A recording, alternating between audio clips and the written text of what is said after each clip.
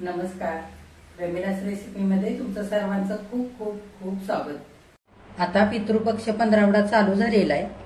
आज आपण प्रेमिलास रेसिपीमध्ये नैवेद्यासाठी लागणाऱ्या 6 भाज्या आणि कढी तयार करतोय. ह्या भाज्या करताना कांदा लसूण न वापरता अगदी सात्विक पद्धतीने चविष्ट अशा इथे आपल्याला साऱ्या भाज्या तयार करायच्या आहेत.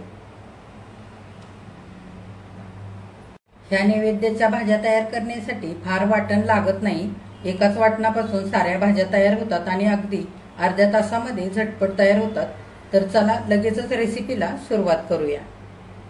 आता 6 भाज्या आणि कढी करण्यासाठी इथं मी सगळ्या भाज्या निवडून स्वच्छ धुवून घेतलेल्या आहेत. एक मोठी वाटी मेथीची भाजी घेतली, अर्धी वाटी ताक घेतलेला आहे कढी करण्यासाठी, एक छोटी वाटी लाल भोपळ्याचे काप करून घेतलेत, एक छोटी वाटी गवार निवडून घेतले, एक छोटी वाटी कारल्याचे काप करून घेतलेत. मी 1 तासांपूर्वीच कारल्याचे काप करून हळद आणि मीठ लावून ठेवलं, जेणेकरून कारल्यातला थोडासा कडूपणा कमी होईल म्हणून. इथे एक छोटी वाटी भरून भेंडीचे काप करून घेतलेत. भेंडी कापून घ्यायच्या आधी स्वच्छ धुवून सुती कापडाने पुसून मग असे काप केले, जेणेकरून भेंडी केल्यानंतर चिकट होणार नाही. इथे 2 बटाटे उकडून साल काढून काप करून घेतलेले आहेत. आपण सुक्या खोबऱ्याचं वाटण करूया. इथे मी अर्धी वाटी सुकं खोबरं खिसून भाजून घेतलंय. मिक्सरच्या भांड्यामध्ये घेऊया. 1 चमचा खसखस भाजून घेतली, ती घालूया आणि दरदरीत असं वाटून घेऊया. सुकं खोबरं आणि खसखस असे दरदरीत वाटून घेतले. आता त्याच मिक्सरच्या भांड्यामध्ये सगळ्या भाज्यांना लागणारं एक छोटंसं वाटण तयार करून घ्यायचे. तर इथं मी 5-6 मिरच्या घेतल्यात, थोडंसं आलं आणि थोडीशी कोथिंबीर स्वच्छ धुवून चिरून घेतले. मिक्सरच्या भांड्यामध्ये घालूया आणि 1 चमचा जिरं घालूया. बिना पाणी घालता हे सारं वाटण आपण दरदरीत असं वाटून घेऊया. हे बघा, इथं आपलं बिना पाणी घालता असं वाटण तयार झालेलं आहे. आता सर्वात आधी आपण मेथीची भाजी करूया. तर कढई मी ठेवलेली आहे गॅसवर. 1 चमचावर तेल घालूया. तेल चांगलं गरम होऊ द्यायचं. आता तेल गरम झालंय. आपण हिरव्या मिरचीचं वाटण घालूया 1 चमचावर. वाटण चांगलं परतलेलं आहे. चिमटभर हिंग घालूया. आता आपण मेथीची भाजी घालूया. मेथीची भाजी चांगली खाली वर करून हलवून घ्यायची. आता 2 मिनिटं मेथीची भाजी चांगली परतवून घेतली, कमी झालेली आहे इथं. आता आपण मीठ घालूया. चवीनुसार मीठ घालायचं. पालेभाज्यांना फार मीठ घालायचं नाही, नाहीतर भाज्या खारट होतात. हे बघा, मीठ घातल्यानंतर भाजीला थोडंसं पाणी सुटलेलं आहे. सगळं पाणी आटेपर्यंत चांगली भाजी आपल्याला शिजवून घ्यायची. 2 मिनिटं चांगली मेथीची भाजी परतवून घेतले. भाजीतलं बऱ्यापैकी पाणी आता आटलेलं आहे. आपण 1 चमचाभर शेंगदाण्याचं कूट घालूया. इथं मी शेंगदाणे भाजून ओबडधोबड कूट करून घेतले. तुम्ही ह्या जागी थोडीशी मुगाची डाळ सुद्धा घालू शकता. आता शेंगदाण्याचं कूट भाजीमध्ये चांगलं मिसळून घेतलंय. आता ओलं खोबरं खरवडून घेतलंय, ते चमचाभर घालूया. तुम्ही सगळ्या भाज्यांमध्ये असं ओलं खोबरं घालू शकता. चांगलं परतवून घेऊया. हे बघा, मेथीची भाजी छान मिनिटभर परतवून घेतले. आता मेथीची भाजी आपली झालेली. मेथीची भाजी करायला साधारण 7-8 मिनिटं लागतात, फार वेळ लागत नाही. आता काढून घेऊया. आता त्याच कढईमध्ये 1 चमचाभर तेल घालूया. तेल आता गरम झालंय. मोहरी घालूया, 1/2 चमचा आणि 1/2 चमचा जिरं, 1 चिमटभर हिंग घालूया. थोडीशी कढीपत्त्याची पानं घालूया. चांगलं हलवून घ्यायचं. आता चिरून घेतलेला लाल भोपळा घालूया. चांगलं परतवून. भोपळा चांगला मिनिटभर परतवून घेतलाय तेलावरती. आता आपण 1/2 चमचा लाल तिखट घालूया. 1 चमचाभर मिरचीचं वाटण घालूया. सगळं चांगलं परतवून घेऊया. 1/2 चमचा वरून थोडीशी हळद घालूया. खोबरं आणि खसखशीचं वाटण केलेलं आहे, ते घालूया 1 चमचाभर आणि सर्व चांगलं परतवून घेऊया. आता अर्धा चमचा धने पावडर घालूया। आता 1 चमचाभर चिंच गुळाचा कोळ केलाय तो घालूया, म्हणजे भोपळ्याच्या भाजीला छान अशी आंबट गोड चव येईल त्याच्याकरता। आता वरून 2 चमचे पाणी घालूया आणि झाकण घालून आपल्याला 6 ते 7 मिनिटं छान भोपळा इथे शिजवून घ्यायचा आहे। मध्ये मध्ये झाकण उघडून एकदा हलवून सुद्धा घ्यायचं आहे। आता 6 ते 7 मिनिटं होत आलेले आहेत, आपण झाकण उघडून बघूया। चांगली एकदा भोपळ्याची भाजी हलवून घेऊया। हे बघा मस्त भोपळा आपला इथे शिजलेला आहे। आता 1 चमचा ओबडधोबड करून घेतलेलं शेंगदाण्याचं कूट घालूया आणि ओलं खोबरं 1 चमचाभर घालूया। आता वरून थोडीशी स्वच्छ धुवून चिरून घेतलेली कोथिंबीर घालूया। आता सगळी भाजी आपण चांगली हलवून घेऊया। आपली भोपळ्याची भाजी इथे तयार झालेली आहे। आता बटाट्याची भाजी करूया। तेल घालूया चमचाभर कढईमध्ये। तेल गरम झालेलं आहे। अर्धा चमचा मोहरी घालूया, अर्धा चमचा जिरं मोहरी चांगले फुलले कढीपत्ता घालूया, हिंग घालूया चिमटभर, 1 चमचा हिरव्या मिरचीचं वाटण घालूया, सर्व चांगलं परतवून घेऊया। आता बटाट्याच्या फोडी घालूया, चांगल्या तेलावरती परतवून घेऊया। आता वरून थोडीशी हळद घालूया। हळद तेलामध्ये लगेच करपते म्हणून मी वरून घालते। सगळा बटाटा चांगला हलवून घेऊया। आता चवीनुसार मीठ घालूया, सगळं चांगलं परतवून घेऊया। आता अगदी गॅस बारीक करून बटाट्याच्या भाजीवरती आपण 3 ते 4 मिनिटांकरता झाकण घालूया आणि 2 मिनिटांनंतर एकदा बटाट्याची भाजी झाकण काढून हलवून घ्यायची। आता 3 ते 4 मिनिटं झालेली आहेत, झाकण उघडून बघूया। मध्ये मी 2 मिनिटांनंतर बटाट्याची भाजी चांगली झाकण काढून हलवून घेतलेली। चांगली भाजी हलवून घेऊया। इथे आपली बटाट्याची भाजी झालेली आहे। वरून आपण थोडीशी कोथिंबीर घालूया आणि चमचाभर ओल्या नारळाचं खरवडून घेतलेला चव घालूया। कोथिंबीर आणि खोबरं घातल्यानंतर बटाट्याची भाजी आणखी मी मिनिटभर चांगली परतवून घेतली। भाजी आपली तयार झालेली आहे, काढून घेऊया। आता आपल्याला कारल्याची भाजी करायची। अगदी अर्धा चमचा तेल घालूया। कारल्याच्या फोडीला मीठ आणि हळद लावून ठेवलेलं होतं, मी स्वच्छ धुवून नितळून कारल्याच्या फोडी घेतल्यात, तेलावरती घालूया आणि 1 ते 2 मिनिटं चांगल्या परतवून घेऊया, म्हणजे कारल्याची भाजी चवीला छान अशी लागते, मस्त खमंग होते। 2 मिनिटं कारलं चांगलं तेलावरती परतवून घेतलंय। असं छान परतवून घ्यायचं भाजी करायच्या आधी, म्हणजे कारल्यातला कडूपणा सुद्धा बऱ्यापैकी कमी होतो। आता कढईमध्ये 1 चमचाभर तेल घालूया। आता तेलामध्ये मोहरी घालूया, पाव चमचा जिरं, कढीपत्त्याची 2-4 पानं आपण हाताने याची बारीक तोडून टाकूया, म्हणजे कढीपत्त्याचा छान सुगंध भाजीला लागतो। चिमटभर हिंग घालूया, सगळं चांगलं परतवून घेऊया। हिरव्या मिरचीचं 1 चमचा वाटण घालूया। आता 1 चमचा सुकं खोबरं आणि खसखस वाटून घेतलेलं घालूया,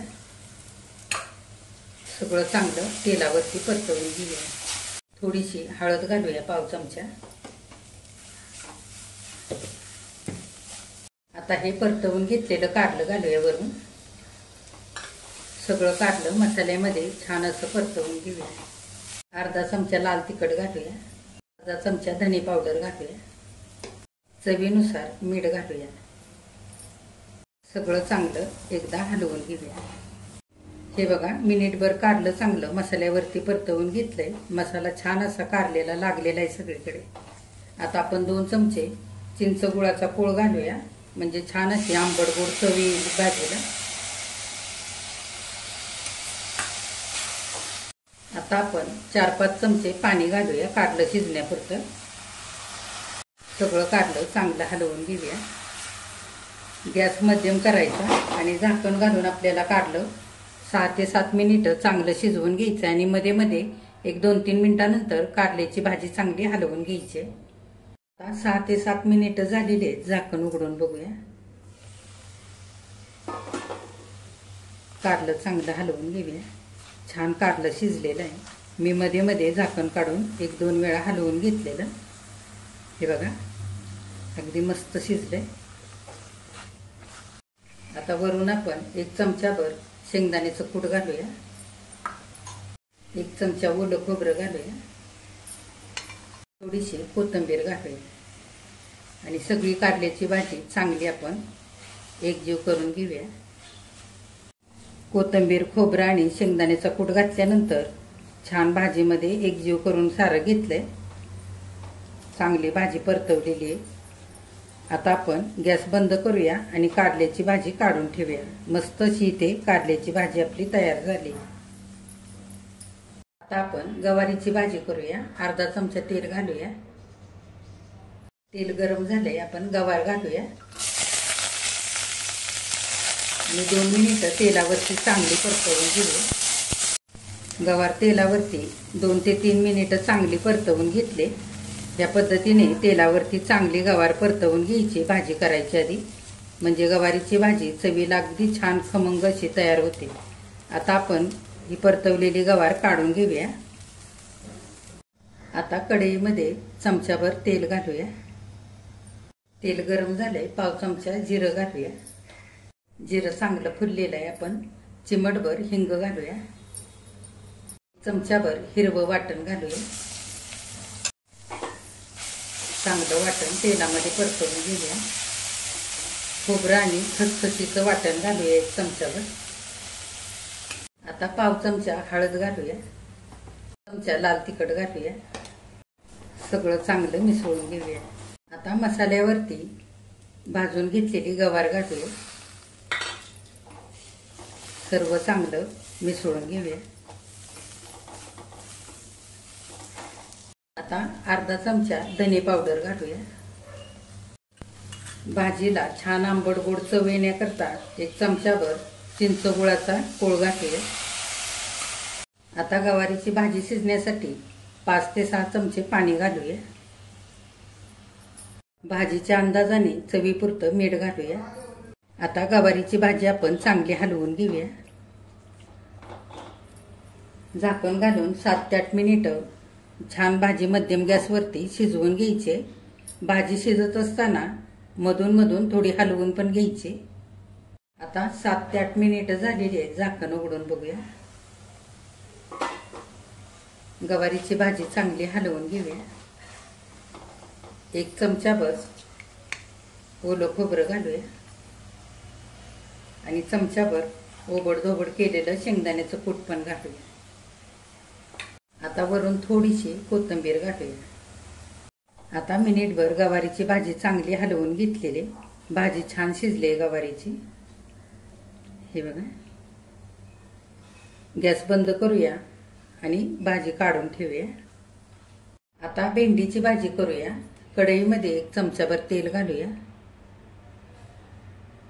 तेलामध्ये पाव चमचा मोहरी घालूया.